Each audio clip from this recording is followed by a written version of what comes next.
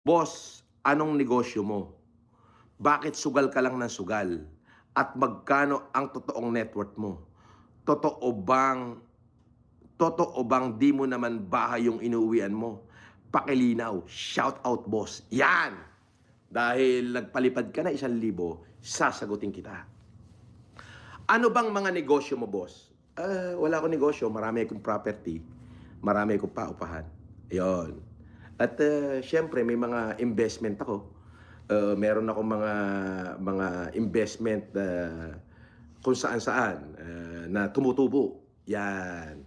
So stable, stable naman. Okay? Tapos magkano ang totoong net worth mo? Nung tumakbo akong senador, nag-file ako ng SOSE. So, hanapin nyo na lang doon sa SOSI ko. Yun, legal document yun, okay?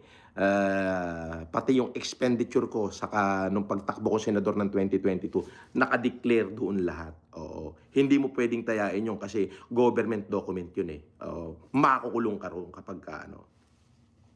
Regarding dyan sa bahay mo, totoo bang di mo naman bahay yung inuuwian mo?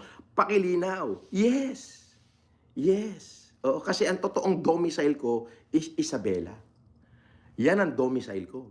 Andiyan ang property ko, bahay ko, kaharian ko, lupain ko, taniman ng mais, taniman ng palay, taniman ng kamuting kahoy, taniman ng mangga, palaisdaan.